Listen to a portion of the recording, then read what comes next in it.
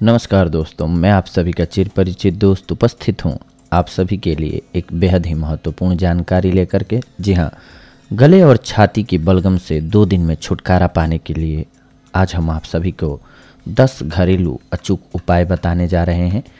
क्या आपको गले और छाती में कुछ जमा हुआ सा महसूस हो रहा है? सांस लेने में तकलीफ और लगातार छींकें आ रही हैं?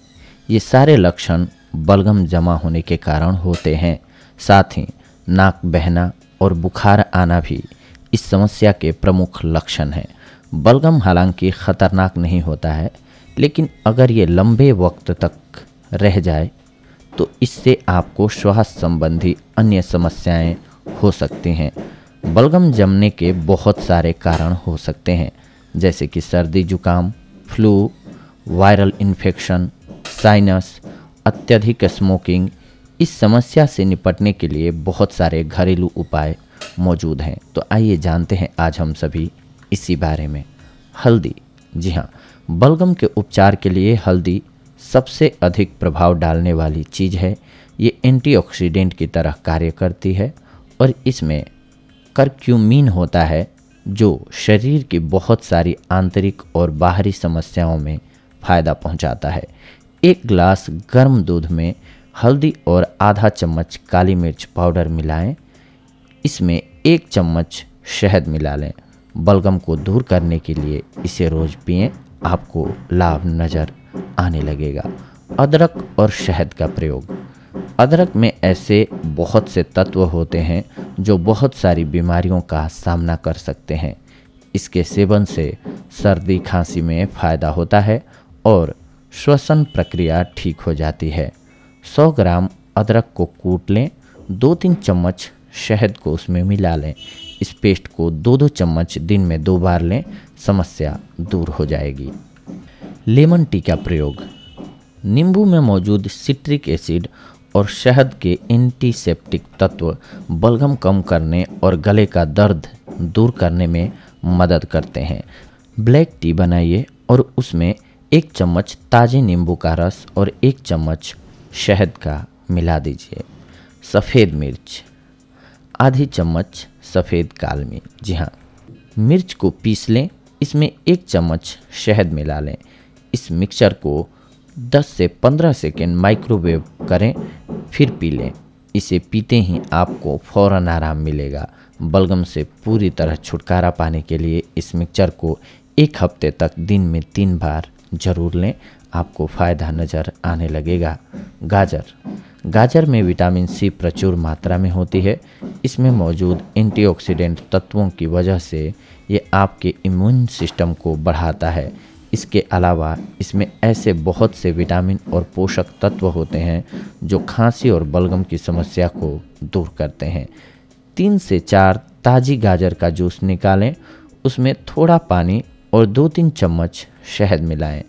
अच्छी तरह इस मिश्रण को मिलाएं। इस मिश्रण को 1 दिन में 2 से 3 बार पिएं, आपकी बलगम की समस्या ठीक हो जाएगी।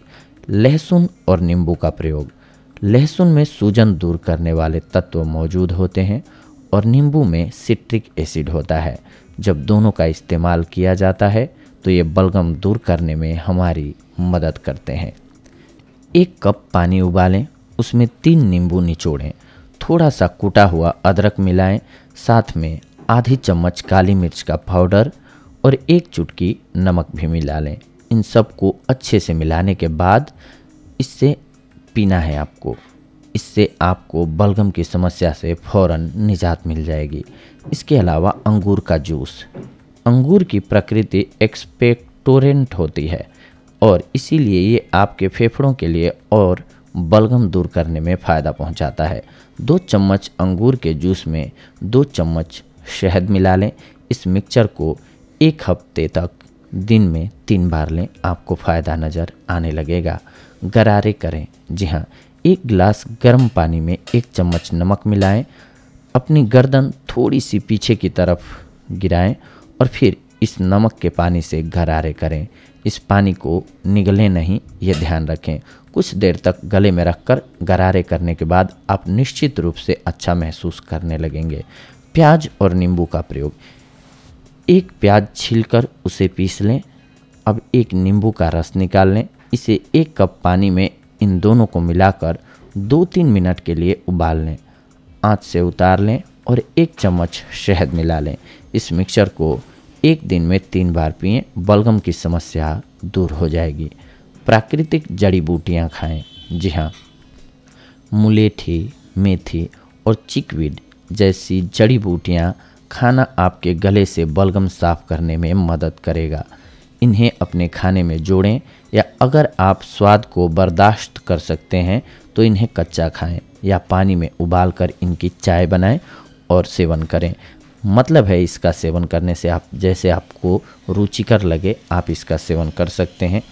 अगर आप ऐसा करते हैं तो आपको छुटकारा मिल जाएगा बलगम से, यानी कि गले और छाती की बलगम से आप राहत पा सकेंगे। ये थी आज की जानकारी आप सभी के लिए। अगले एपिसोड में आप सभी के साथ जुड़ते हैं एक और बेहद ही महत्वपूर्ण जानकारी को लेकर के। तब तक के लिए धन्यवाद। नमस्कार दोस्तों।